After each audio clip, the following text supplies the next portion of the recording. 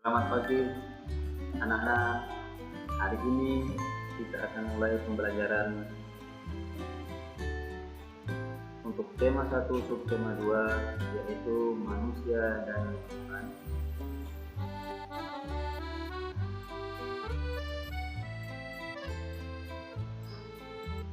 Baik, kita mulai. Coba kalian amati aktivitas kalian sehari-hari.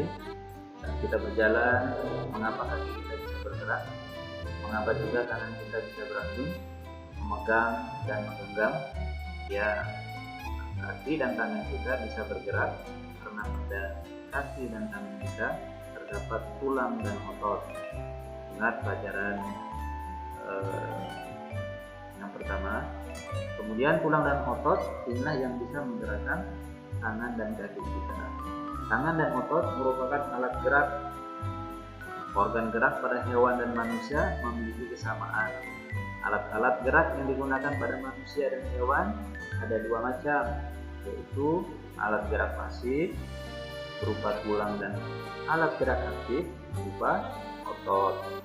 Kedua alat gerak ini akan bekerja sama dalam melakukan pergerakan sehingga membentuk suatu sistem yang disebut sistem gerak. Sekarang kita lihat di sini angka manusia. Yang pertama, yang paling atas kita lihat tengkorak, kemudian ada rahang bawah, kemudian ada tulang leher, kemudian tulang selangka, kemudian tulang belikat, kemudian bagian ini tulang dada, kemudian tulang belakang, kemudian tulang panggul, tulang pengungkil, kemudian tulang hasta, kemudian ada tulang telapak, kemudian ada tulang jari tangan, kemudian di bagian ini ada tulang paha, kemudian di sini ada tulang tempurung lutut, kemudian turun lagi ada tulang kering, kemudian ada tulang betis, dan yang terakhir ada tulang pergelangan kaki. Jadi semua tubuh kita terdiri dari banyak tulang. Kemudian kita lihat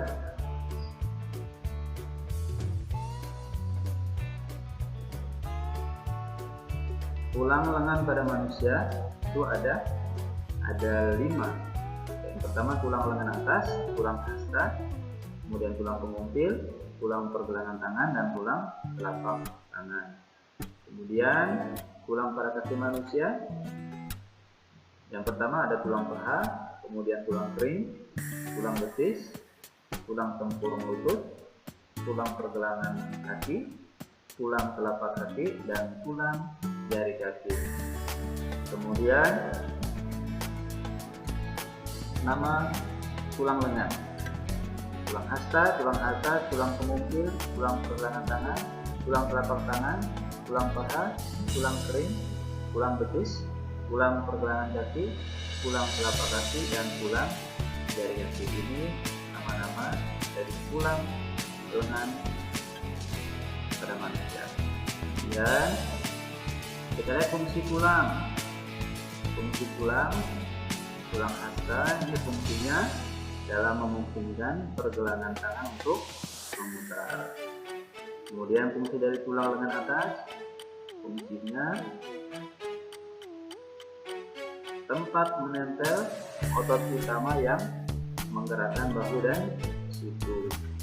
Kemudian ada tulang pengungkil, fungsinya tulang lengan bawah yang menyambungkan bagian siku dengan tangan di sisi ibu jari. Kemudian tulang pergelangan tangan. Pergelangan tangan adalah sambungan antara lengan bawah dan telapak tangan. Pergelangan tangan yang pada dasarnya adalah sebuah baris kecil pendek tulang disebut karpal. Untuk membentuk sebuah rumah di sekitar sini. Kemudian Kita lihat fungsi tulang pergelangan tangan pada manusia. Yang pertama, untuk menghubungkan tulang jari atau phalanges, kemudian dengan tulang pangkal tangan, karpal. Kemudian yang kedua, sebagai tempat menempel otot, dan yang ketiga sebagai alat gerak.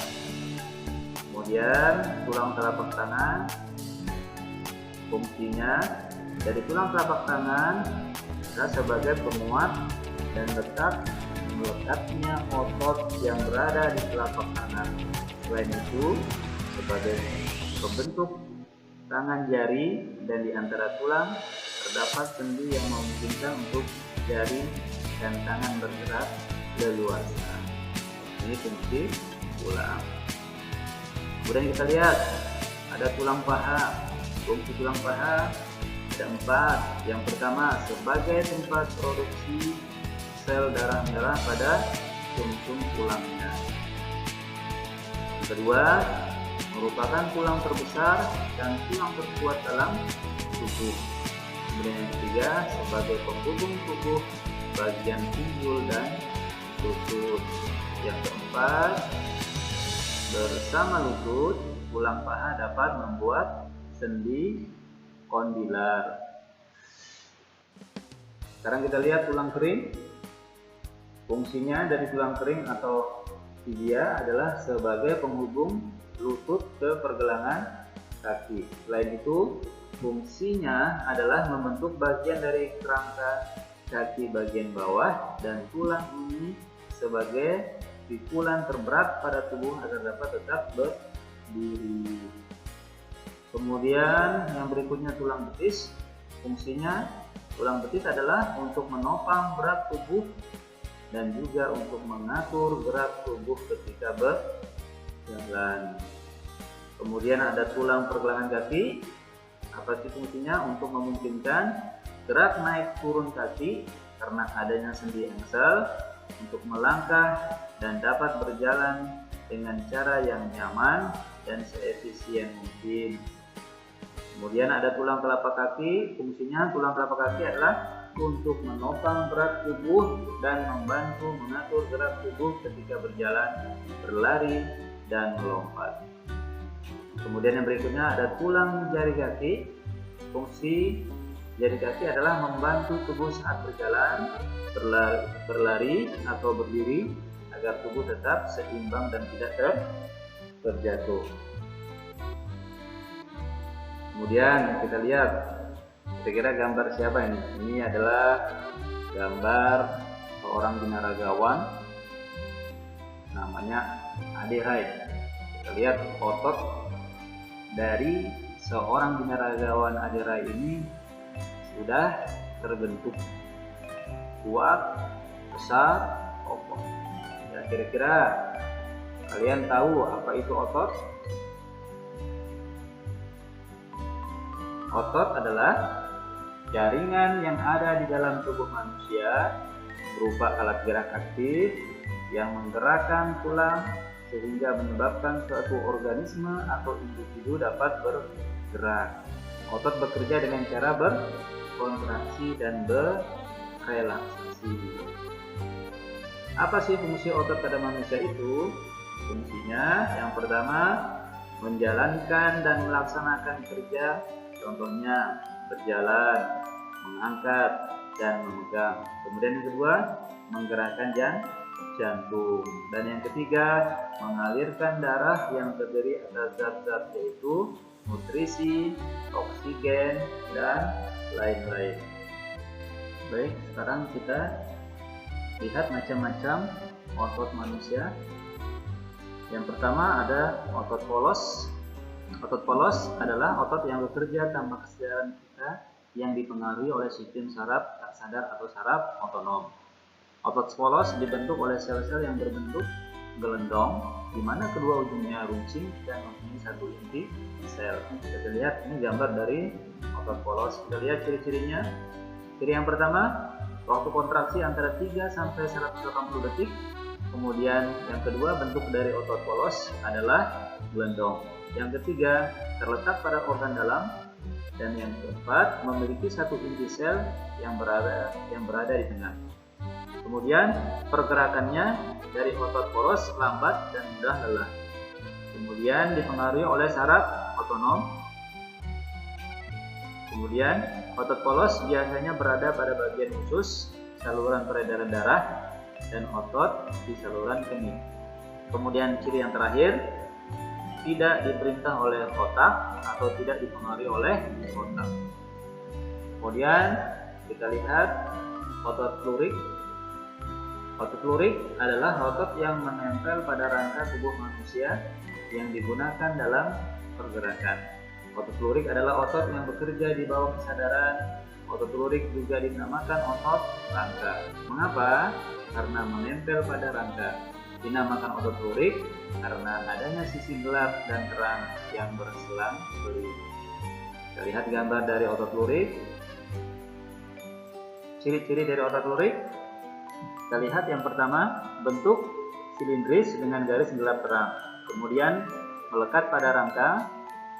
Yang ketiga, bekerja secara sadar dengan perintah otak. Yang keempat, cepat dan mudah lelah.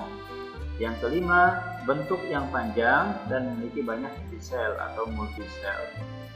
Kemudian mempunyai pigmen mioglobin. Dan yang terakhir, inti sel yang berada di tepi. Kemudian yang ketiga, ada yang namanya otot jantung. Otot jantung adalah otot yang bekerja secara terus-menerus tanpa istirahat atau berhenti. Otot jantung merupakan perpaduan antara otot lurik dan otot polos karena adanya persamaan yang ada pada otot jantung. Misalnya, memiliki sisi gelap terang dan inti sel yang berada di tengah. Otot jantung berfungsi dalam memompa darah ke seluruh tubuh. Otot jantung bekerja di bawah kesadaran manusia. Saraf yang mempengaruhi otot jantung adalah saraf simpatik dan parasimpatik. Kita lihat gambar dari otot jantung.